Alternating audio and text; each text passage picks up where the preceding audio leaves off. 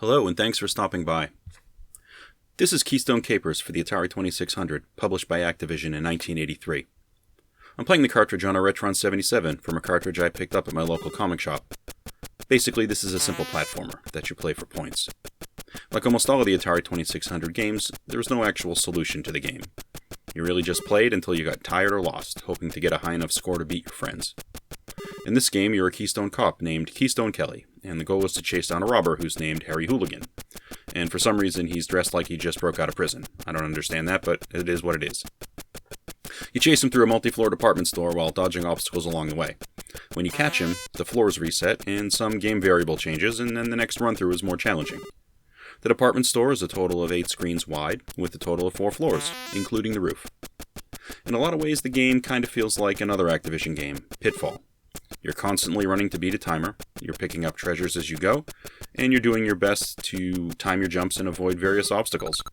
However, in this case, there are more obstacles in the game, or at least more different obstacles than Pitfall, and the timer is shorter. I'm also pretty sure the color palette's kind of the same as Pitfall. It seems the Atari 2600 had a palette of 128 colors to choose from, though from all the Atari games I've played, this does seem hard to believe. Anyway, the colors in Keystone Kapers are easy to follow. There's enough variety for visual separation on screen, and you can easily keep track of things happening on screen. One thing that stands out when it comes to colors are the blue squares on the floors. I think these are just supposed to be department store shelves. They stand out a little bit from the background and at first might seem like an obstacle to avoid, but it's just detail and you can adjust pretty quickly and you kind of forget they're there after a while. There's an elevator near the center of the store, and there are 3 escalators at the ends of alternating floors. You use these to move up through the floors, and this is important to know, you can't go down an escalator, and the elevator does not go to the roof.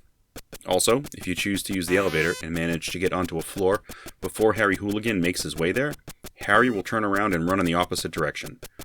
This can be a huge problem, because if you don't have enough space to chase him down, he will go down a floor when he hits the escalator screen, and you can't go down an escalator.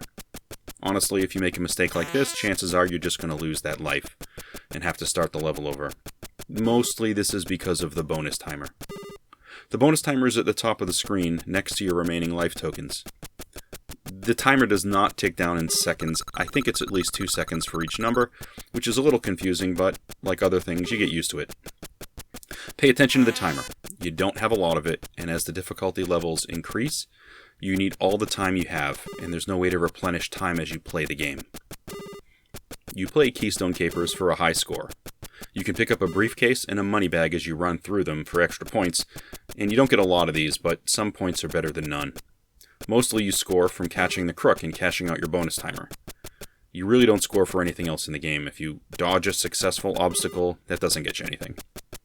The obstacles are the main things you have to worry about in the game. When you start, things are really simple, and by the time the game ends, the floors are really busy. Every level adds one change that you have to adjust to. The first level has one simple obstacle, a slow bouncing ball that bounces about halfway up the floor. You just jump over it, easy enough. The second level adds an antique radio obstacle. It's stationary and you just jump over it. The third level adds a runaway shopping cart.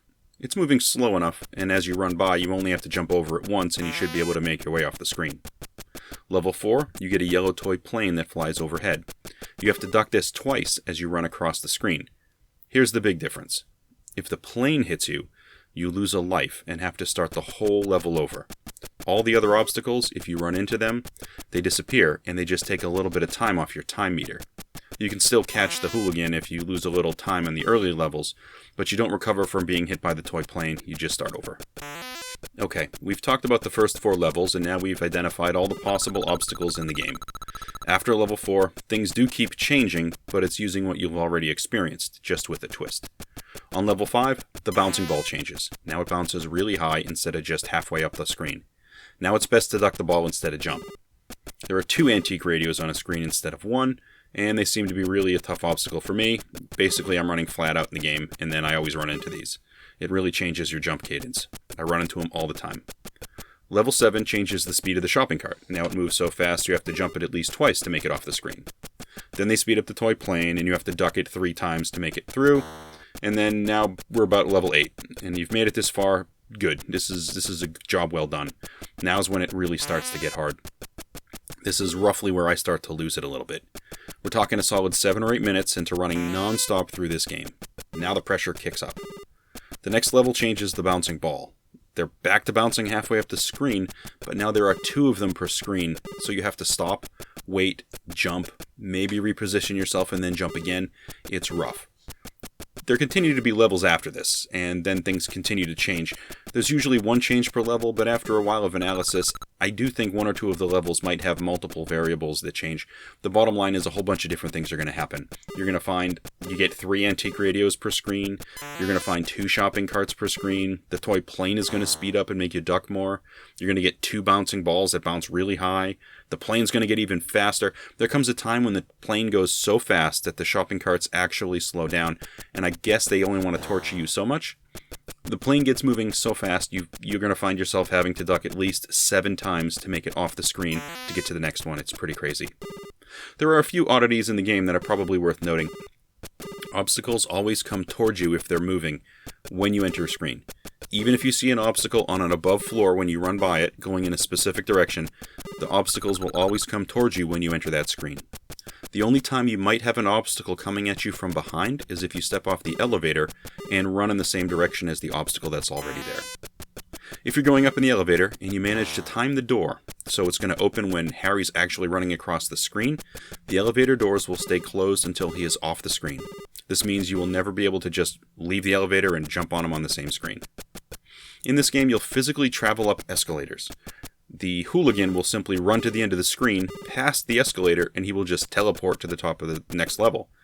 If you just start the game and wait on the first screen, you can actually see this happen. If you see an obstacle on an upcoming screen or a treasure when you run onto that screen, if Harry is also there, there will be no obstacle or treasure, just Harry. But if you turn on the game and wait for the game to just self-play in demo mode, you can see Harry run through all the screens with all the obstacles there, and he actually runs through the obstacles. Keystone Kapers was released for a bunch of different systems, but I only ever played it on the 2600, so I have nothing to compare to. I suppose it's possible I could track the game down for another system, maybe the Commodore 64. There was also a Keystone Kapers 2 in development, but it never came out. Instead of running through a department store, you're running up and across moving trains. It looked like it was going to be pretty good. It looked fundamentally the exact same, with the exception of a train. There are some demos online, some video footage that you can pull up on YouTube, I believe. Overall, Keystone Kapers is a pretty great game for the 2600. I always looked at it fondly in our family collection, and we used to play it all the time. It's one of those games I'd consider a must-have for anyone just starting to get into collecting for the 2600. It's a solid game overall. Well, that's all for this one. Thanks for making it to the end.